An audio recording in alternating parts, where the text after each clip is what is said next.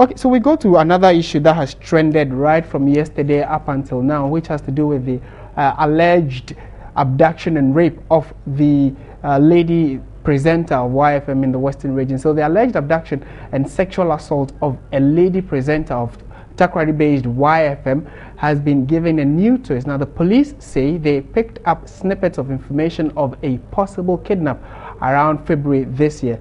The YFM's Y Lounge presenter was sexually assaulted allegedly, and pictures of the act shared via social media as well as WhatsApp.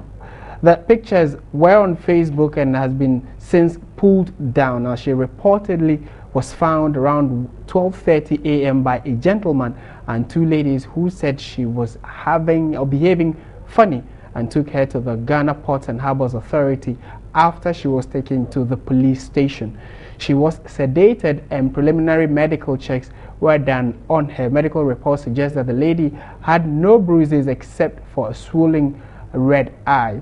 No arrests have so far been made, and we are told the latest also is that by close of day today, the executives of the directors of the hospital will be interrogating her in the presence of the police, and also ensure that they find out what probably happened and what she could tell them. She's going to be interviewed in the presence of the police, a clinical psychologist, and also the doctor who took care of her when she was brought to the hospital. And we are keeping a tab on that. Also, our reporter is around the hospital. When we get that detail, we'll bring it to you. And staying on that issue, a clinical psychologist, Dr. Ann Gaze, is of the view that the captors and alleged rapists of the YFM radio presenter could have a psychological problem given the manner in which they publicized their heinous act. She spoke to Bright Nana Alfo on TV3's News at 10. People who abuse others. It could be that maybe a rapist had very dysfunctional childhood, maybe stepmother abuse or parental abuse or whatever. So for them, it's like it could be that every woman is evil. That could be a factor. That's one factor. The other thing could be that a relationship that didn't go well at all, and somebody is very angry because they feel that you didn't treat me well and I'll get you back. Or maybe through jealousy that gets out of hand.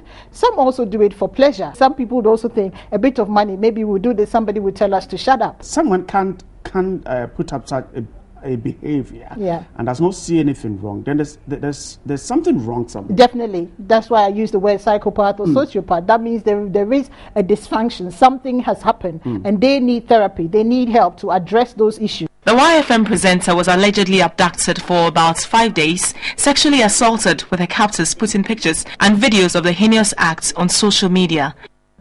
Psychologically, what should be done for her?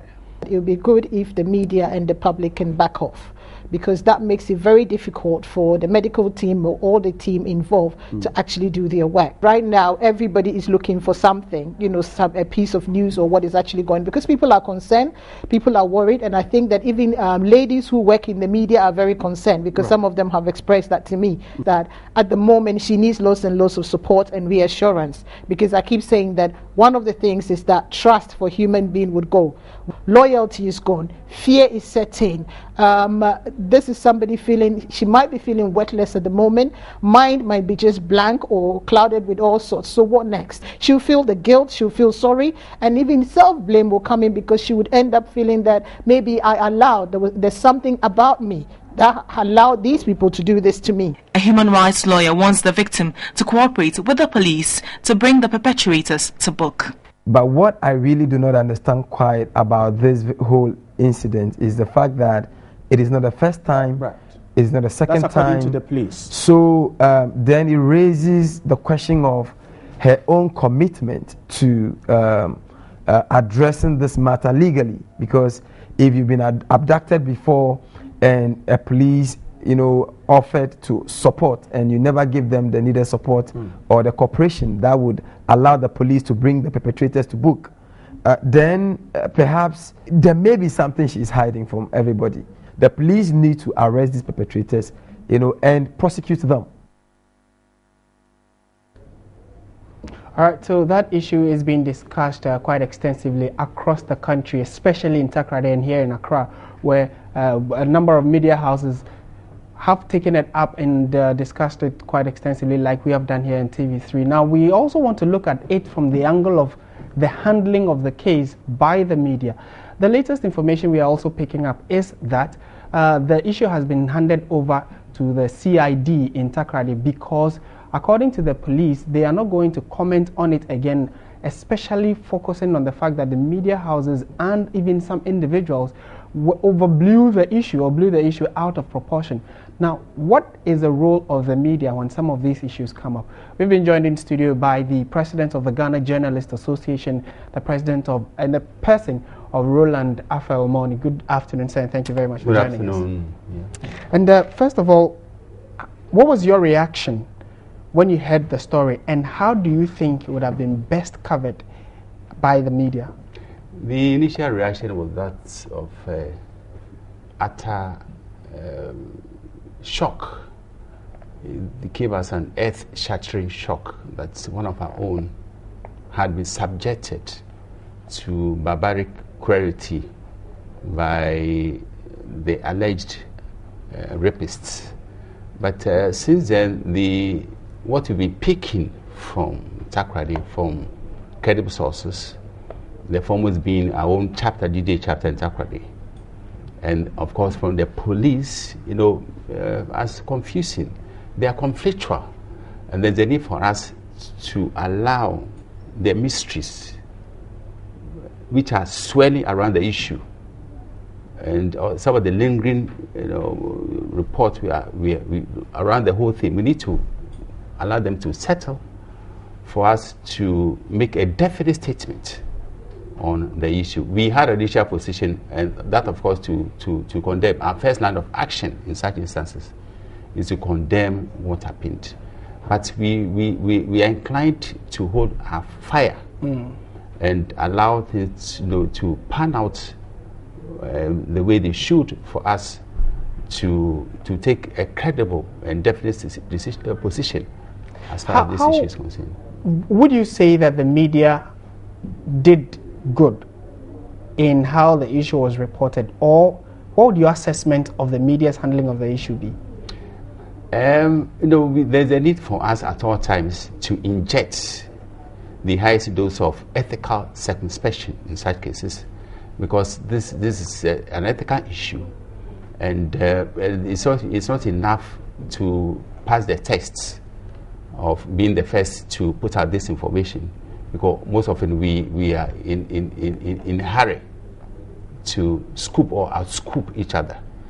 But the profession enjoys us, to be the first, as what it mandates you to do, to be the first. And so, but speed is not the ultimate goal in this instance. The journalism from time immemorial has rested on two main pillars, and still rests on two main pillars: speed and accuracy. So you can pass the test of speed and falter on the test of accuracy, but there's a need for the two to go in tandem. And we've been outraged by the coverage of this incident in the sense that critical articles of our code of ethics have been palpably and blatantly violated. We can talk of Article 5, which enjoins us to respect the privacy and human dignity of every person. And this is reinforced by Article 15 of the 1992 Constitution, the supreme law of the land. We say that the dignity of all persons shall be inviolable. But clearly, the dignity of this lady has been violated in this instance. And we also go to Article 14, which enjoins us not to identify victims of rape or sexual assault.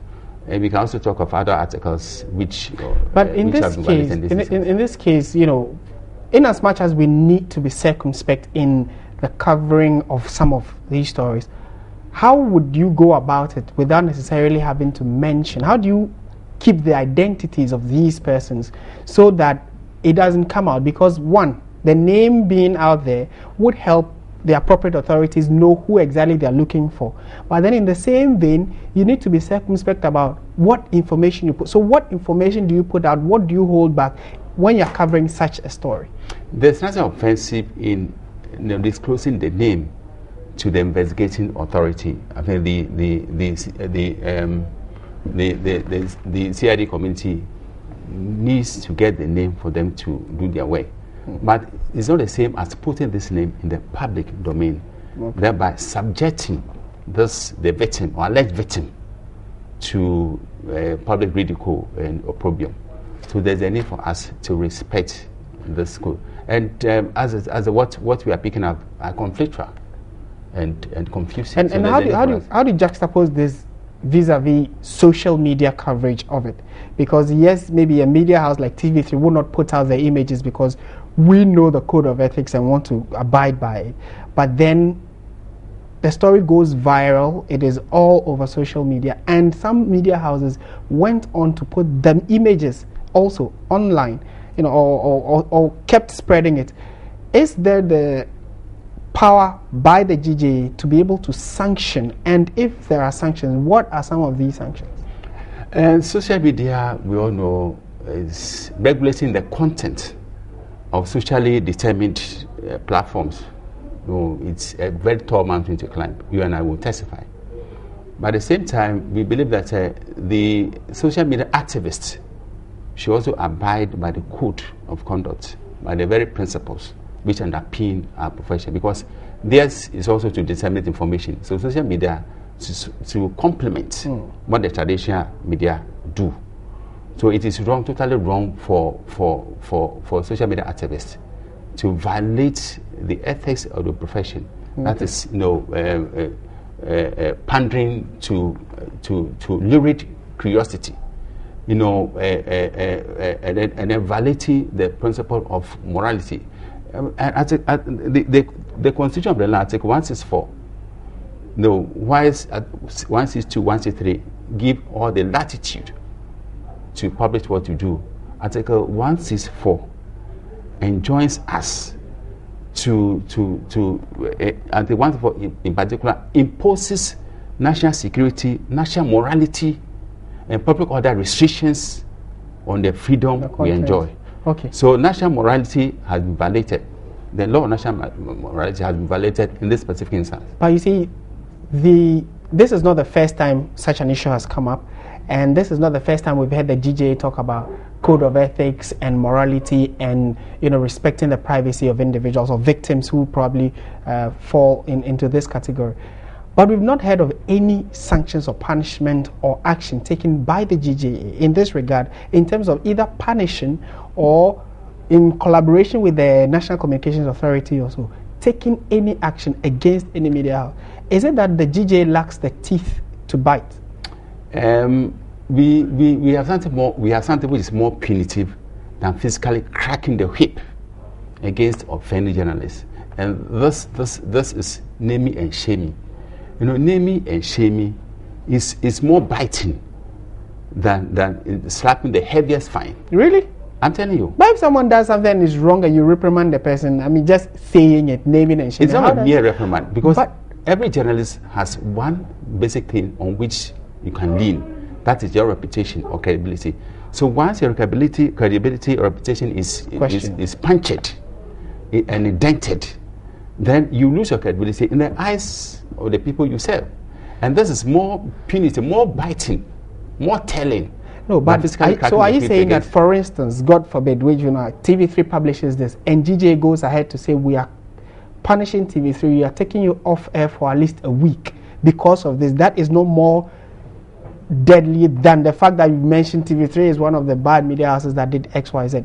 Which of these two do you think clearly, not the issue of what the Constitution says, but I think as an association, we need to start doing something more stringent, harder than the mere fact of naming and shaming. Do you not agree?